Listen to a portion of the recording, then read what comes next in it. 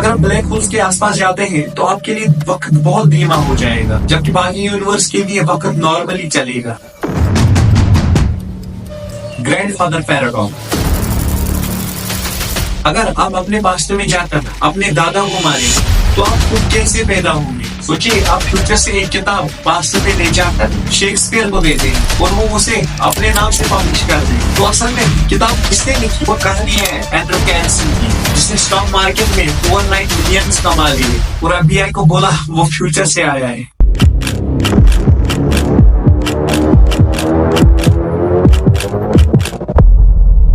दोस्तों, पिछले वीडियो में बहुत सारी कमेंट्स आई थी कि मैं फिजिक्स वाला को क्यों एक्सपोज कर रहा हूँ, फिजिक्स वाला बेस्ट प्लेटफॉर्म है आज के टाइम।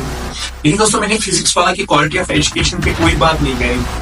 मैंने उनके ब्रांड्स, उनके एडवर्टाइजमेंट को लेकर बात करी थी कि वो किस तरीके से टॉपर्स को खरीदे हैं या सिलेक्टेड स्टूडेंट्स को खरीदे हैं। लेकिन फिजिक्स वाला की काउंटर की तरफ से फेसबुक से हमारा वीडियो हटा दिया गया और रीजन बेसिक सा है दोस्तों कि वायलेट कर रहा है हमारे ब्रांड्स को। लेकिन जो एजुकेशन स्कैम है इसे हम अगले किसी वीडियो में जानने की कोशिश करेंगे। फिलहाल मैं आपको एक छोटा सा डिस्क्लेमर देना चाहूंगा। मेरा जो भी कोई वीडियो होता है वो रिसर्च बेस्ड होता है, प्रॉपर रिसर्च किया गया होता है।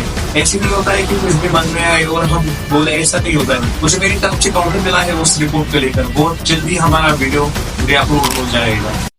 सोचिए, अगर आपके पास ऐसे पावर्स हो कि आप अपने पास्ट में वापस जा सकते हैं या अपने फ्यूचर को देख सकते हैं, क्या आप अपनी जिंदगी की कोई बड़ी गलती सुधारते हैं या फिर आप फ्यूचर की टेक्नोलॉजी या दुनिया को एक्सप्लोर करते हैं? टाइम ट्रेवल का कंसेप्ट खाली मूवीज या नॉवेल्स तक सीमित नहीं है, बल्कि साइंस की दुनिया में भी इस पर काफी रिसर्च हो चुकी है। लेकिन यहाँ पर सोचने वाली बात है कि टाइम ट्रेवल का कंसेप्ट किस तरह डेवलप हुआ। साइंस फिक्शन राइटर्स ने हमेशा से इस कंसेप्ट को पॉपुलर बनाया है,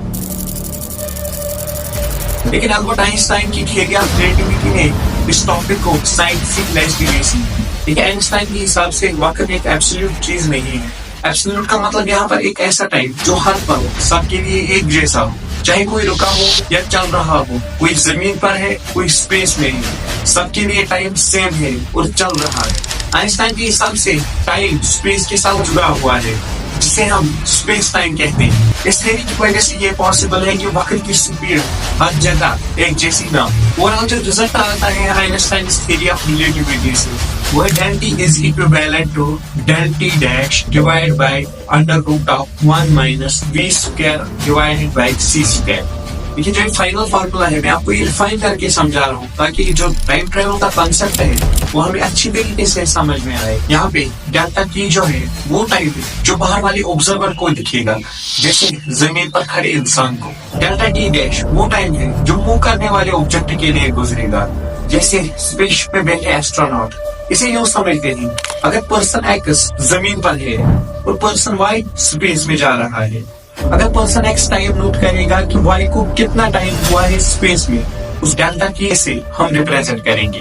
और जो स्पेसशिप में है पर्सन वाई, वो खुद का टाइम नोट करेगा as delta T dash C. भी यहाँ पे है कि स्पीड क्या है उस मूविंग ऑब्जेक्ट की, जैसे स्पेसशिप की सी रिप्रेजेंट करता है speed of light.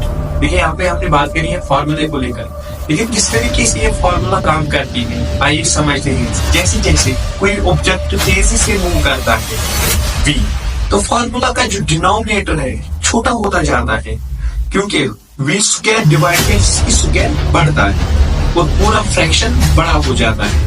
I hope कि ये आपने 12th स्टैंडर्ड की फिजिक्स में ब्रीफली पढ़ा होगा। असल में आपको मैं समझाने की कोशिश कर रहा हूँ कि वक्त जो है स्लो हो जाता है उसके लिए जो मूव करता है, यानी जो जितना तेजी से मूव करेगा उसके लिए वक्त उतना ही धीरे गुजरेगा।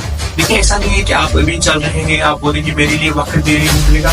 इसके लिए बहुत स्पीड होनी चाहिए। एस्ट्रोनॉट्स जब स्पेस में जाते हैं तो उनकी एज जमीन पर रहने वाले की कंपैरिजन में माइक्रो सेकंड कम हो जाती है। इसे प्रूव करने के लिए साइंटिस्ट ने एक एक्सपेरिमेंट भी किया है। साइंटिस्ट ने 2 एटॉमिक क्लॉक्स लिए, एक को एरोप्लेन में भेजा और दूसरे को जमीन पर रखा। जब प्लेन वापस आया तो दोनों क्लॉक्स में फर्क था। जो क्लॉक प्लेन में थी उस पर वक्त धीमे चला था, यानी हम ऑलरेडी माइक्रो लेवल पर टाइम ट्रेवल कर रहे हैं। साइंस के हिसाब से अभी पास्ट में वापस जाना तो इम्पॉसिबल सा लगता है। टाइम ट्रेवल करने के लिए हमें स्पीड ऑफ लाइट से तेज करना होगा या कोई शॉर्टकट ढूंढना होगा, जैसे वार्म होल्स। वार्म होल्स को लेकर अगर हम बात करेंगे आगे, तो उससे पहले एक और कंसेप्ट आता है हमारे पास, ब्लैक होल्स। जिसका कंसेप्ट भी बहुत इंटरेस्टिंग है।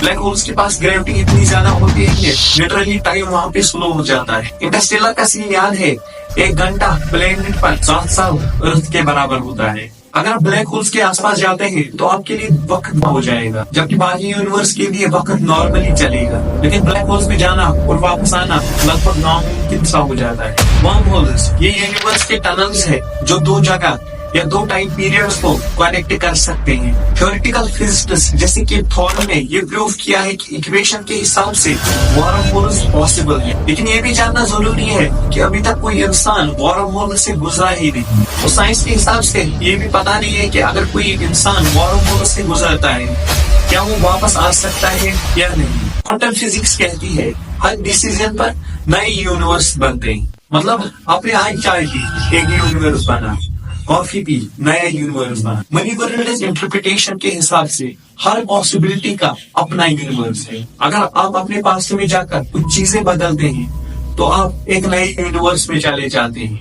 अपने ओरिजिनल टाइमलाइन को नहीं बदलते। क्वांटम इंटेंगलमेंट ये एक अजीब चीज, 2 पार्टिकल्स एक दूसरे से लाइट से भी तेज कनेक्ट होते हैं। मतलब एक पर इफेक्ट करो तो दूसरा भी रिएक्ट करेगा, चाहे कितनी भी दूरी हो। लेकिन अभी तक इसे टाइम ट्रेवल पर इस्तेमाल नहीं किया जा सकता क्योंकि ये माइक्रो लेवल पर होता है। अब आते हैं सबसे कंफ्यूजिंग और फनी जनता, सबसे फेमस जो पैराडॉक्स है, ग्रैंडफादर पैराडॉक्स। अगर आप अपने पास्ट में जाकर अपने दादा को मारे तो आप खुद कैसे पैदा होंगे? यानी अगर आपने अपने एग्जिस्टेंस को खत्म कर दिया तो आप पास्ट में कैसे जा सकते थे? यहाँ पे एक और इंटरेस्टिंग कहानी है, बूटस्ट्रैप पैराडॉक्स। बूटस्ट्रैप पैराडॉक्स के हिसाब से अगर हम कोई चीज फ्यूचर से पास्ट में ले जाते हैं और फ्यूचर में वो चीज हमें दोबारा मिल जाती है तो असल में उस चीज का ऑरिजिन क्या है? सोचिए आप फ्यूचर से एक किताब पास्ट में ले जाकर शेक्सपियर को देते और वो उसे अपने नाम से पब्लिश करते, तो असल में किताब किसने लिखी? कुछ मूवीज जैसे प्रीडेस्टिनेशन पैराडॉक्स को एक्सप्लोर करती है, जहाँ टाइम ट्रेवलर्स अपनी जिंदगी को साइकिल में फंसा देते हैं। ये पैराडॉक्सेस साइंस को चैलेंज करती है और शायद इसी वजह से टाइम ट्रेवल सिर्फ थियरी है। मूवीज और टीवी शोज ने टाइम ट्रेवल को बहुत पॉपुलर बनाया है। बैक टू द फ्यूचर में मैटी McFly के एडवेंचर्स, जहाँ एक छोटी सी गलती पूरी फैमिली की हिस्ट्री बदल देती है।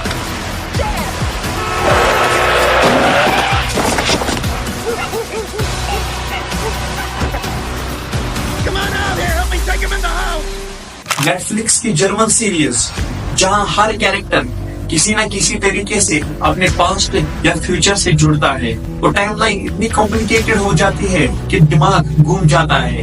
एवेंजर्स एंड गेम का क्वांटम रियलम, हैरी पॉटर का टाइम टर्नर, ये सब हमारी इमेजिनेशन को बूस्ट करती है। पॉप कल्चर ने हमेशा साइंस को इंस्पायर किया है। जो चीजें पहले इम्पॉसिबल लगती है आज वो रियल है। शायद कल टाइम ट्रेवल भी हो जाए। लेकिन टाइम ट्रेवल के रिलेटेड एक और जो हमारे पास चीज आती है, जीपीएस सैटेलाइट्स की क्लॉक्स जमीन की क्लॉक से अलग चलती है क्योंकि उन पर ग्रेविटी कम होती है और स्पीड ज्यादा होती है, इसलिए उन्हें बार बार एडजस्ट करना पड़ता है और ये भी एक तरह का टाइम ट्रेवल है। आज की डेट में हम माइक्रो लेवल पर टाइम ट्रेवल कर रहे हैं, लेकिन माइक्रो लेवल पर अभी हम बहुत दूर है। अगर हम फ्यूचर में टेक्नोलॉजी और एनर्जी को डेवलप कर ले तो शायद टाइम ट्रेवल पॉसिबल बन सकता है। देखिए इंटरनेट पर बहुत सारे लोग क्लेम करते हैं कि हम फ्यूचर से आए हैं या हम पास्ट से आए हैं। एक viral story, time traveller of 2256, जहाँ एक आदमी ने क्लेम किया वो फ्यूचर से आया है और उसके पास रियल फोटोज हैं। एक और कहानी है एंड्रू कैरिसन की, जिसने स्टॉक मार्केट में ओवरनाइट मिलियंस कमा लिए और FBI को बोला वो फ्यूचर से आया है। इन सब स्टोरीज का कोई साइंटिफिक प्रूफ नहीं है, लेकिन ये लोगों की क्यूरियोसिटी जरूर बढ़ाते हैं। लोग आज भी रेडिट और यूट्यूब पर ऐसी स्टोरीज शेयर करते हैं, कुछ सच लगती है और कुछ एंटरटेनिंग होती है। अगर आप अपने पास्ट में जाकर अपने पेरेंट्स की मीटिंग रोक देते हैं तो क्या आप एग्जिस्ट करेंगे? या फ्यूचर में जाकर अपने आने वाले बच्चों को देख लें तो क्या आप उनके लिए कुछ बदल सकते हैं? ये सब सोचकर ही दिमाग घूम जाता है। अगर फ्यूचर में आपको एक चांस मिलता है टाइम ट्रैवल करने का तो कहाँ जाना चाहोगे? कमेंट्स में लिखिए पास्ट फ्यूचर या कोई स्पेस भी किया। बहुत बहुत शुक्रिया।